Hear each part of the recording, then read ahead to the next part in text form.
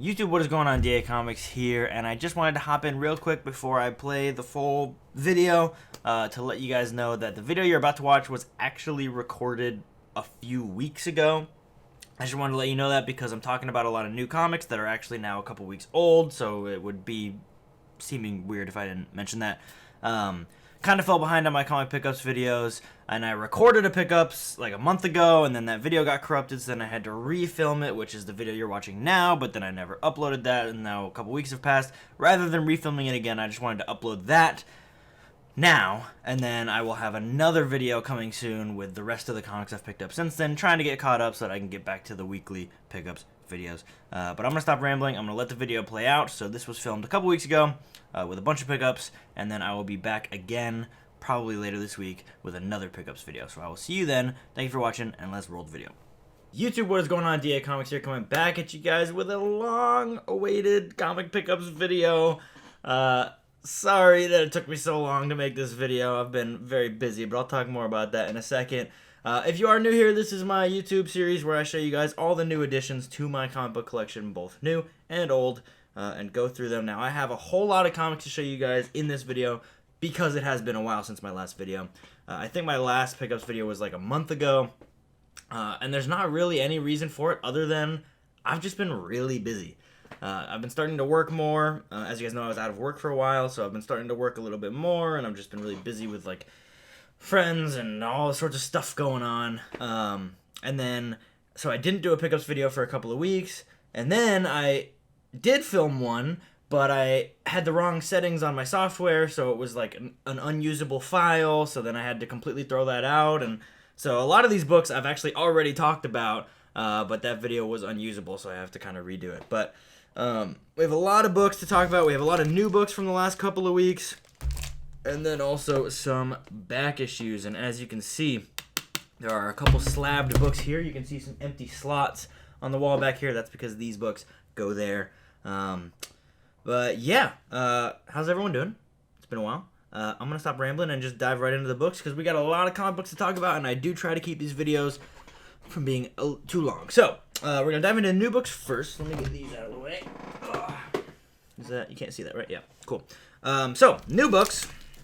First up, oh, I didn't put these in the right order. Well, we're just going to go with it. So, first up from this week, we have Batman One Bad Day, Mr. Freeze. As you guys know, I've been loving the Batman One Bad Day series. The first one with the Riddler was probably my favorite Batman comic ever. This one was good, but it was probably the weakest of them all so far. Because I would say Riddler was the best one, and then Two-Face was pretty good, Penguin was pretty good, and then this one was just like, it was a good comic book, but it wasn't anything really to write home about. So if you haven't been picking up every single one of these, this is one you could probably pass on. Unless you really like Mr. Freeze. I think for me, I've just never been a huge fan of Mr. Freeze's character. So combining that with it just overall being not that great of a story, it was kind of a mid one for me. It is a little bit of a Christmas story, so that was kind of fun, but nothing too crazy. Next pickup, this is a huge one here. We have the Amazing Spider-Man issue number 1 facsimile edition. I don't think anyone actually truly believed that this was the real deal. This is the facsimile edition of issue 1. I decided to buy this because I also got Wonder Woman 204 facsimile edition. This came out this week. And I didn't realize, I've never really bought facsimile editions before. I've never really cared for them, but I saw this one on the shelf, and I didn't realize that it's actually made of, like, the same paper that it would have been back then. Like, it's the old newspaper. I don't know if you'll be able to see it on camera. It's like the old newspaper paper and ink. So it actually is like the real deal, like one for one what it was like. Except for obviously the cover has a barcode and things like that. And so I realized that that's actually really cool. And then I was like, oh, let me go check out the other ones. So I went over to the section of my comic shop that has the facsimile editions. And they had an Action Comics 1, they had a Detective Comics 1, but they had Amazing Spider-Man 1. And I was like, you know what, why don't I pick that up? It's a fun one, you know, it's a book you often go back and read, so I figured it'd be cool to have. So yeah, got a couple of reprints there, just to look cool. Nothing too crazy. My one frustration with books like this is, like, in the app I use, CLZ Comics, when I log this in there, it's logged under Amazing Spider-Man Volume 1, so it'll say that I have issue 1, which I obviously don't. But it's like 1G or something, so it's like, oh, you have issue 1, and I'm like, no, I don't. It's a reprint, but whatever. Next up, this book, Strange number 7, Legacy number 423. In this book, Clea and Doctor Strange are reunited, I should say.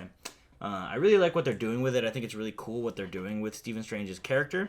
I don't want to spoil it, but you should definitely read it if you aren't. I'm really enjoying it. It's not the greatest, like, it's a little bit all over the place, but I am enjoying what they're doing with it, and I am actually looking forward to each issue, so it's good stuff coming out of there. Next up, I got The Death of Superman 30th Anniversary Special. This is actually a variant. I didn't realize that. Doesn't really matter. I saw this on the shelf, and I was like, oh, that's kind of cool, you know, I'll pick it up, whatever. It's not anything crazy. So this is a cutout, so this page folds over, and that's like a cutout to the page underneath. That's something that DC did on a lot of Superman comics back in, like, the 90s, so I guess they did that again for this as kind of a homage to 30 years ago. So, yeah, cool little book there. Then I got Captain America Sentinel of Liberty 6, and I gotta say, this book was a little underwhelming. This series started really strong, and then I feel like the storyline just couldn't quite close it out. This wrapped up the first story arc, and it kind of, I don't know, it just kind of, like, ended abruptly. It was just really weird. I don't know. I feel a little off about it. Maybe I just need to go back and reread it, but I'm feeling a little iffy about this series at this point, so I think if the next story arc isn't really wowing me, I might drop it. But, yeah, not much to say about that.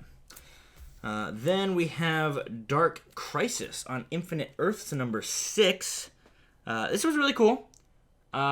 As has been the case with the entire Dark Crisis series, I don't really have a clue what the heck is going on because I don't know majority of these characters. I'm still kind of new to the whole DC universe, but it's cool to be picking it up, and the visuals are cool. I like the art, so it's cool to see, like, the Justice League versus the Dark Army and all this stuff happening, so I'm enjoying it, but can't say I'm really, like, blown away, you know? It's not like I'm reading Secret Wars back in 2015. Next up, we have The Riddler Year 1. This is the Riddler book, origin story of the Riddler from the Batman movie, written by Paul Dano, the actor who played the Riddler. This is a really cool comic book to own just as, like, oh, it's the Riddler origin written by the actor. Like, that's really cool. The story itself was kind of, like, not a lot happened. I think they were just going for, like, a really artistic telling of it, and it wasn't doing much for me. I'm obviously going to pick up the rest of the series, though, because it's just really cool to have as a collector. I'm a fan, so. Then we have Ghost Rider number 8, Legacy 251. Continuing this arc of Ghost Rider and, I forgot her name, teaming up. It's a pretty cool team up. This cover really makes it seem like they're romantic interests, but I don't think that's really going to be the case. I think this cover is more a nod to... There was a moment in the issue where they kissed, but it wasn't really a romantic thing. I don't think it's really going to be that. I don't like this small title that they do. I prefer when it's Riders Under Ghost and it's bigger, like the old comics were. So that's my one complaint about that cover. But otherwise, I'm enjoying the book. Definitely going to keep picking it up. I really like the art, and I'm glad that they're doing a Ghost Rider series because I really like that character. So then we have Action Comics 1048. I actually got 2 copies of this. I got a variant. This is the David Lapham variant. I got this variant just because I really liked the art. It reminded me a lot of Michael Allred art, very, like, crisp lines and popping colors. So I really liked that cover, so I went ahead and picked that up. But this continues the Kal-El Returns storyline, which has been kind of all over the place. There isn't really, like, a story to follow. It's just kind of a montage of moments of, like, Clark and his son and Lois and all of them having time together. So nothing too crazy. I'm looking forward to the next story arc because they're really building up Metallo to be the big villain in, like, a future arc, so I'm looking forward to seeing that. And then continuing from there, we have Superman, Son of Kal-El, issue 17, which is Kal-El Returns Part 4.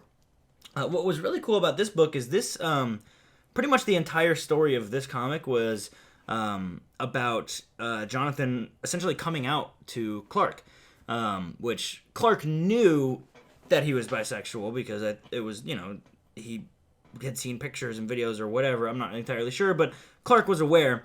But they hadn't really talked about it, and Jonathan was kind of scared to bring it up, which I think they really depicted that really well of how, a teenage son might be scared to come out to their parents, which is definitely accurate to real life. And I thought they handled it really well, how Clark reacted. Obviously, he reacted totally wholesomely and accepting and loving, and I think that very much fits the character of Superman. Anyone who says otherwise is completely stupid and ignorant.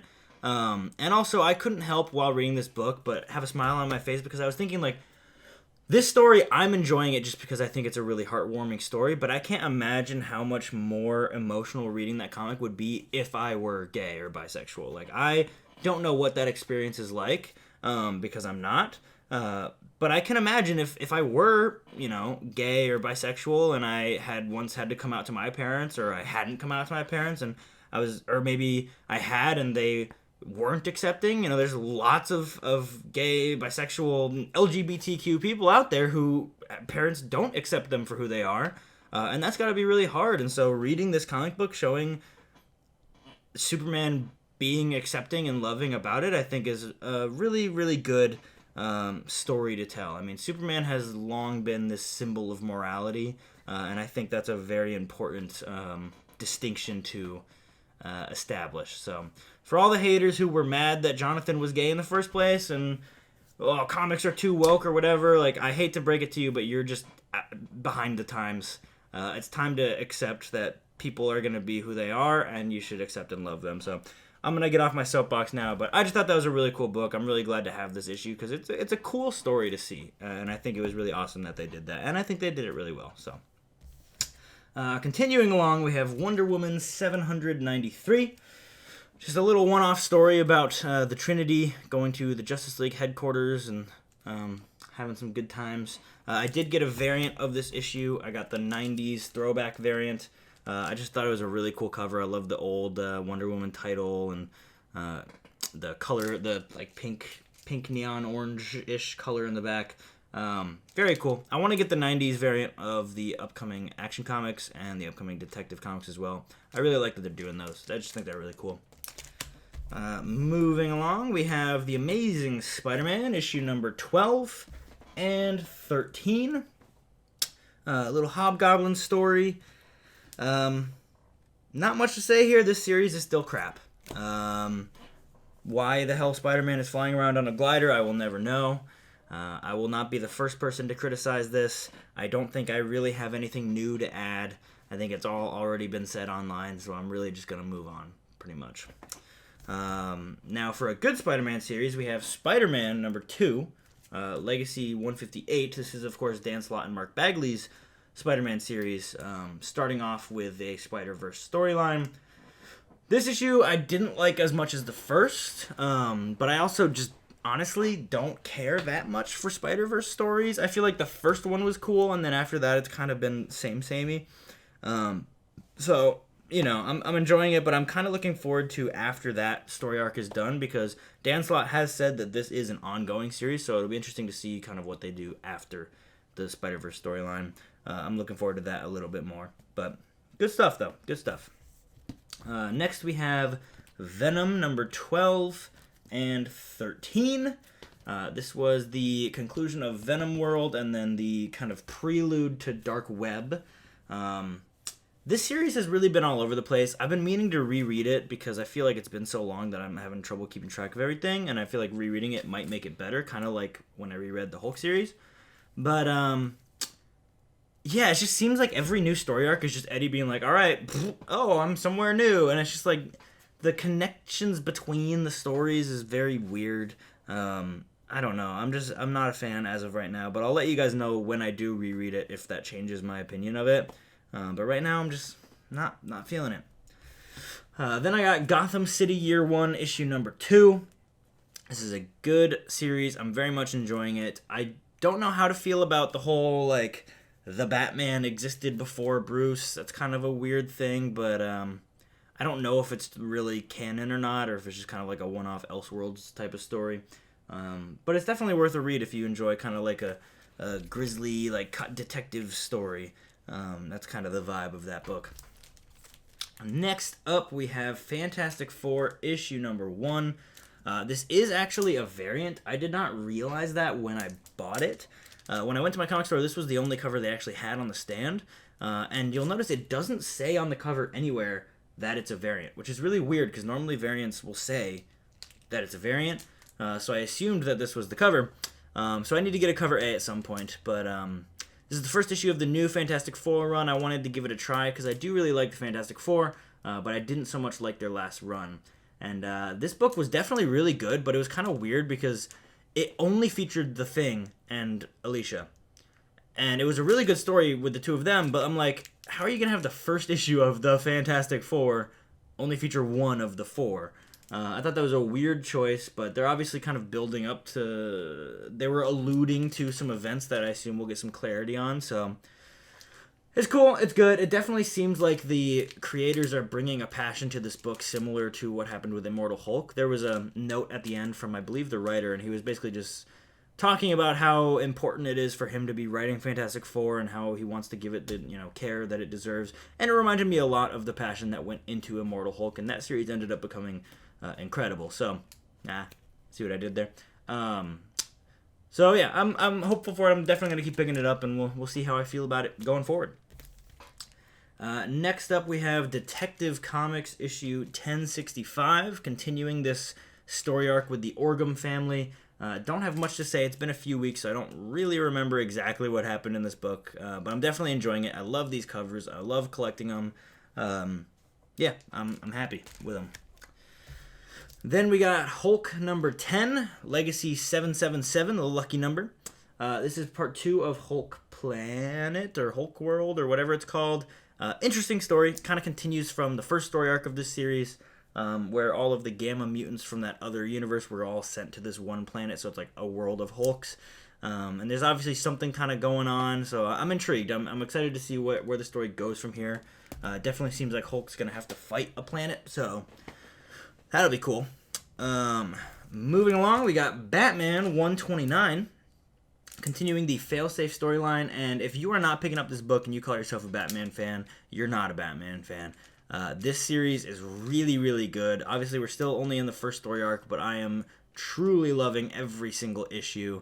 There has not been a bad issue yet, so Chip Zdarsky is nailing it. This is the best Batman has been since New 52. Easily, go and pick it up. That's all I'm going to say.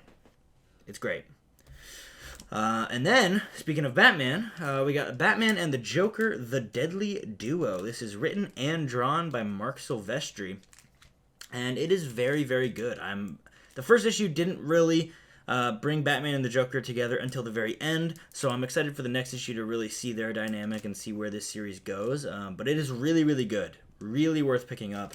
I did get a variant of it. I got the Greg Capullo variant as well, because I really love that cover. That's sick.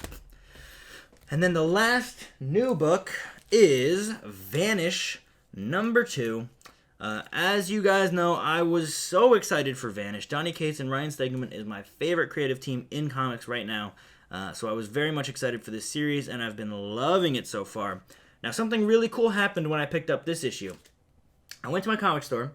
I was flipping through the covers. I like to look at all the different variants because Vanish has a lot of cool variants. And I saw a variant that I thought was really, really unique. And I was like, I'm going to buy this, I guess. I didn't know what it was. But there wasn't any listed price on it, so it was just the cover price, I assumed. Went up to checkout, paid cover price. There was no issue. And I get home, and I'm like, what is this variant? And I look it up.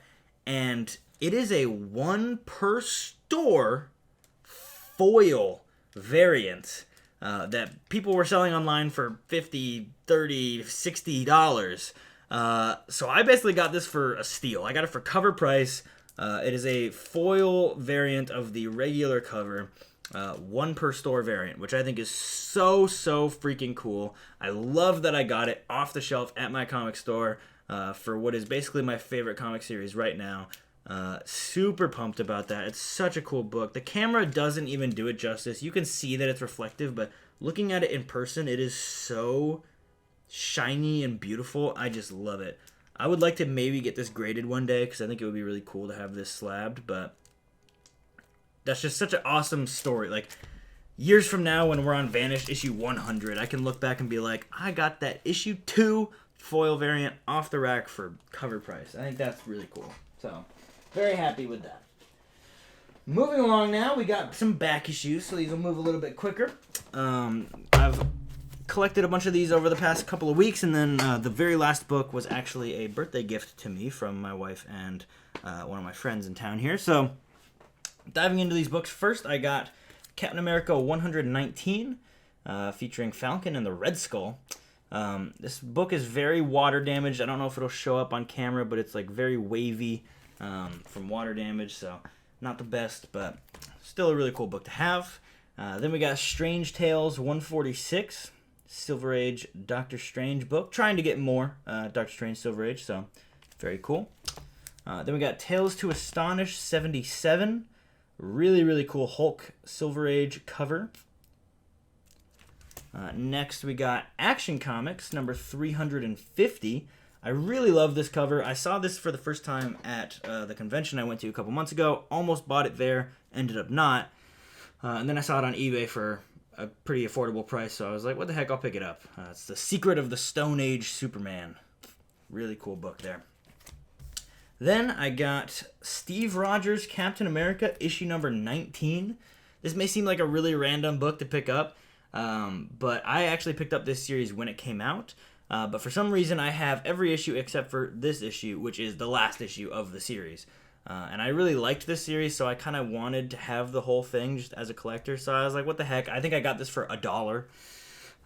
So I was like, you know what? I'll pick it up so I have a complete run and just be happy about that. So then we were just talking about Vanish. I got a couple Vanish variants for issue 1. This first one is the Greg Capullo variant. Artist from Batman New 52. Really incredible artist. Pretty cool variant there. Then I got this Amazing Spider-Man homage variant of Vanish.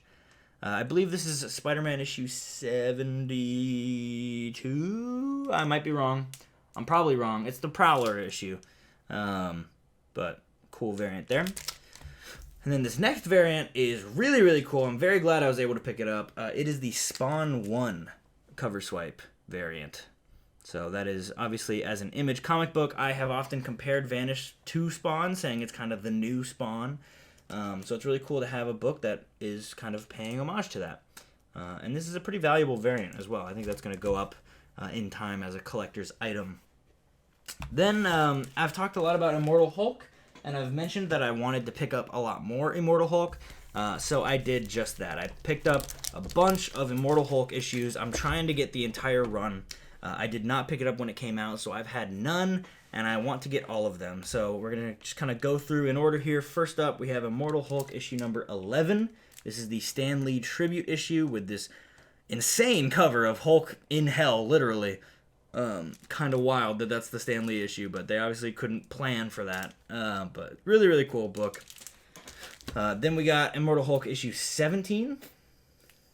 Just going to kind of speed through these a little bit. Issue number 20. Issue 27. Really love that cover. Got a couple variants as well. We have issue 33, Legacy 750. This really awesome variant, kind of harkening back to the original Hulk comics. Then we got issue 44, cover A, and then 44 variant. Basically, if it's ever an homage variant where it's like made to look like the old comics, I really love those variants, so I picked up a lot of those. We got 46 cover A, 47 cover A, 47 variant. Love that one. Very cool. We got 48 cover A and 48 variant. 49, cover A. And then lastly, I got Immortal Hulk issue number 50. I had a variant of 50, but I didn't have cover A of it, so I went ahead and picked this up. It's pretty much 9.6, 9.8. Beautiful book. Thick book. It was a big, big, big book that came out. But yeah, so got a little bit of a run there at the end of Hulk and trying to work my way back from there. So hopefully within the near future I'll be able to complete that run. The earlier issues will be a little bit harder. It's going to be a little more expensive, but yeah. Now, lastly, before we wrap this thing up, I got my CGC books that I picked up. I got 3 of them, and some of these may surprise you. So we're going to just dive right into them. So as you guys know, a few weeks ago I picked up my Action Comics 1000 CGC 9.8, the Michael Allred variant. And I really loved that book, but I needed something to display it with. I like to have my CGC books in pairs. You know, I have my 2 Donny Cates signed books. I have my 2 Spider-Man signed books. 2 Green Goblin books. Up there I've got the Ghost Rider with the Silver Surfer book, you know. And this was before I had the Doomsday book. I actually ordered this before that. It just took a while to come. And I thought, okay, I have Superman up there. I don't have any Batman books up there. So I wanted to get a Batman book. And if I was thinking of a Batman book that would pair well with Action Comics 1000, I'm sure you can guess, I picked up Detective Comics 1000. Now, for the Action Comics 1000, I just picked out my favorite variant, the cover that I loved the most, and I still absolutely love that cover. So I did the same thing for Detective Comics. And so, I got Detective Comics 1000, CGC 9.8, 1930s variant cover. Now, I thought about getting, let me grab this. I thought about getting the 1960s variant because that's what this is, so they would match. But I don't really like the 1960s variant of Detective Comics 1000 that much, so I just picked out the one I liked the most. And what I realized about these books is I think that these 2 books together really capture what it is I love about both of these characters. Like, this one really captures kind of the colorful, goofy, corniness of Superman, which I love. And then this one is very dark, very serious. I mean, we have dudes in Klansman hoods down here assaulting a woman. You got Batman going to attack them, the lightning in the back, the bat silhouette. It's just so, so, so cool. It's such a cool cover. And these 2 look absolutely great next to each other up on the wall. So, got those to go together. I'm going to go and throw those back up here. Oh. So that one goes right in the middle here. So I got my nice little row of DC Comics there. Next up, this is a book that probably won't surprise you given the other books I've talked about this episode. From my favorite new comic book series, I knew I had to pick up one of these. It is Vanish #1, CGC 9.8. This is kind of just an investment for the future. It's just like I love the book and I wanted to have a 9.8 of it, but also it's issue #1 of what I think is going to be a very successful comic book series. It's probably going to be worth more than I paid for it down the line. I'm not expecting to make a bunch of money off of it, and I don't even plan to sell it, really. I just wanted to have one for myself, so this is one of the first, because I was waiting and watching for when these would go listed, because obviously this book only came out a couple months ago, and you got to send it into CGC. So once this was listed on eBay, I pretty much bought it right away. So I have one of the first 9.8s of Vanish #1. So I thought that was really, really cool, and very, very happy to have that book. And that goes right here. Goes right next to my other Donny Cates books. So I got a little row of Donny Cates there. Now this last book that I actually got yesterday, which was my birthday. And my wife and good friend bought me this together as a birthday gift. And it's a really, really cool book.